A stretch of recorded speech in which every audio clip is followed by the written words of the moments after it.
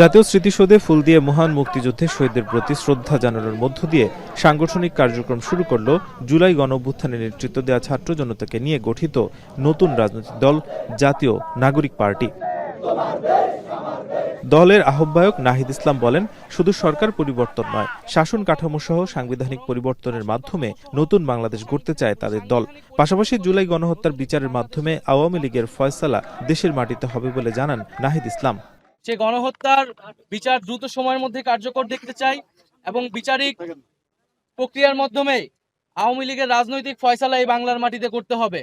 এ সময় রাষ্ট্র গঠনে দেশের মানুষের সমর্থন প্রত্যাশা করেন এনসিপির সদস্য সচিব আখতার হোসেন। সারা দেশ থেকে অনেক মানুষ আমাদের সঙ্গে যুক্ত হতে চাচ্ছেন। অল্প সময়ের মধ্যেই সারা দেশের সকল জেলায়, সকল উপজেলায় জাতীয় নাগরিক কমিটি তাদের কর্মপরিধি এবং বিস্তৃতি করতে সক্ষম হবে বলে আমরা আশাবাদী। পরে প্রায় কয়েকশো নেতাকর্মী নিয়ে বাস যোগে সাভার থেকে রায়ের বাজার কবরস্থানে আসেন তারা। জুলাই গণঅভ্যুত্থানের শহীদদের কবর ঘুরে ঘুরে দেখেন তারা। জিয়ারতের মধ্য দিয়ে শহীদদের জন্য দোয়া শেষে আগামী সুন্দর বাংলাদেশের জন্য প্রার্থনা উঠে আসে তাদের কণ্ঠে।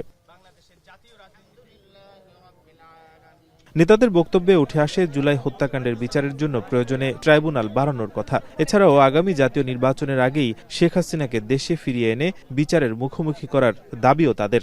যেই খুনির নির্দেশে আমার এই ভাইগুলোকে হত্যা করা হলো, সেই খুনির বিচার না দেখা পর্যন্ত কিভাবে এই বাংলাদেশে আমরা অন্য কিছু চিন্তা করি?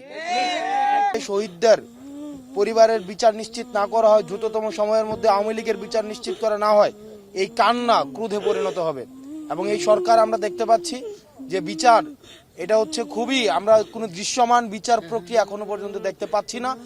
এ সময় জুলাই অভ্যুত্থানকে ধারণ করতে জাতীয় নাগরিক কমিটির কর্মসূচি উল্লেখ করে নাহিদ ইসলাম বলেন, গণপরিষদ নির্বাচনের মাধ্যমে একটি নতুন সংবিধান ও প্রকৃত গণতন্ত্র ফিরে আসতে পারে। গণপরিষদ নির্বাচনের মাধ্যমে একটি নতুন একটি সংবিধান একটি প্রকৃত গণতন্ত্রে উত্তরণ হইতে আমাদের সহায়তা করবে।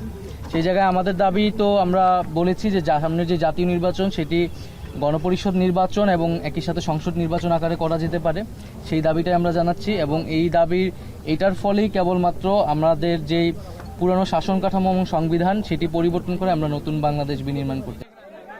নাজমুস সাকিব, এখন, Dhaka. Colour expert, George sap এবং মাইল্ড অন হ্যান্ডস টেকনোলজি সমৃদ্ধ অরিক্স ক্রিস্টাল ওয়াশ আপনার লন্ড্রি এক্সপার্ট।